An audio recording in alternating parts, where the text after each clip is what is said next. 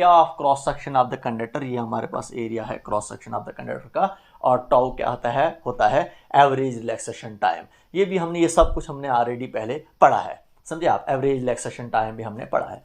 तो ये इसका मतलब हमारे पास ये आर वी अपान आई के इक्वल होता है, और यही R M L upon N E square A tau के इक्वल भी होता है। इसका मतलब यहाँ पर लिख सकते हैं R is equal to M L upon N E square A tau के इक्वल भी होता है, इसके इक्वल भी होता है। तो देखिए इसी को रिशफल करेंगे, इस इक्वेशन को हम रिशफल करेंगे, तो यहाँ पर इसको ऐसे लिख सकता हूँ मैं, R is equal to M divided by N E square tau, और यहाँ पर हमने इसको ब्रैकेट में रखा, और एल अपान ए को अलग से हमने लिखा। कोई फर्क, हमने रिशफल किया, बाकी कुछ नहीं किया। ए को उधर ले लिया, टाउ को इधर ले लिया, और इसको मैंने ब्रैकेट में रखा, बाकी कुछ नहीं किया मैंने। ये जो पूरा का पूरा जो होता है M N E square tau, ये हमारे पास किसके इक्वल होता है, ये रो के इक्वल होता है। इसको कहा जाता है रेजिस्टिविटी, समझे आप, इसको कहा जाता है रेजिस्टिविटी।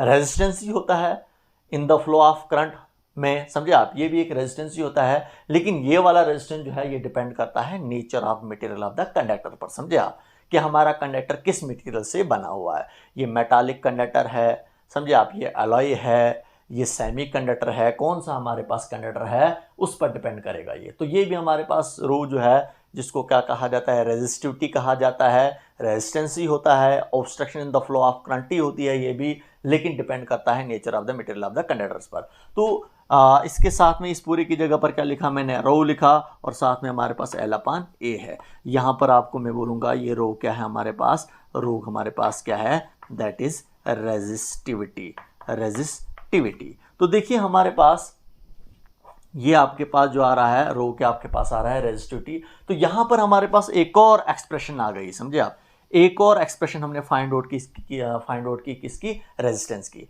तो देखिए रेजिस्टेंस हमारे पास जो है ये आप दो फैक्टर्स पर डिपेंड कर रहा है। एक तो हमारे पास रेजिस्टिविटी पर, और दूसरा हुआ एल अपान ए। एल हुआ लेंथ ऑफ कंडक्टर, और ए हुआ area of cross section of the conductor.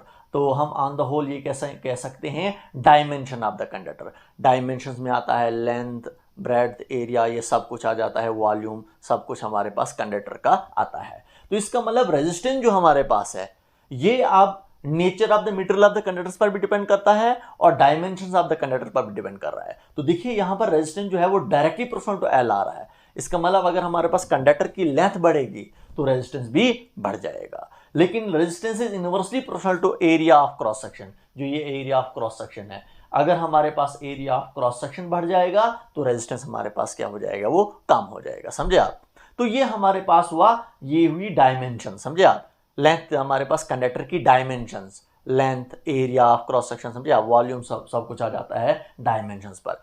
लेकिन यही रेजिस्टेंस सिर्फ डायमेंशंस पर ही नहीं डिपेंड करता है, ये हमें nature of the material of the conductors पर भी डिपेंड करता है। रो जो है ये रेजिस्टिविटी होता है, रेजिस्टेंस ही होता है, लेकिन डिपेंड करता है किस पर, nature of the material of the conductors पर डिपेंड करता है। अब nature of material of the conductors क्या मतलब, क्या हुआ कि आपका कंडक्टर किस मटेरियल से बना हुआ है। जैसे अगर एलॉय ले लेंगे हम, समझे आप, एलॉय का रेजिस्टेंस जो होता है वो काफी हाई होता है, समझे आप, as compare to the metallic conductor. Metal ले लेंगे तो मेटल का हमारे पास जो है रेजिस्टेंस जो होता है एलॉय के कंपैरिजन में कम होता है, समझे आप। तो ये जो हमारे पास जो है, अब हमारे पास इसका मतलब मटेरियल्स पर भी रेजिस्टेंस जो है वो मटेरियल्स पर भी डिपेंड करता है। हमारे पास कौन सा मटेरियल, हमारे पास कंडक्टर जो है वो किस मटेरियल से बना हुआ है, उसका नेचर कौन सा है, किस मटेरियल से बना हुआ है। तो इसका मतलब रेजिस्टेंस जो है वो दोनों चीज़ों पर डिपेंड करता है, nature of the material of the conductor पर डिपेंड करेगा उस पर भी, और डायमेंशंस ऑफ द कंडक्टर्स पर भी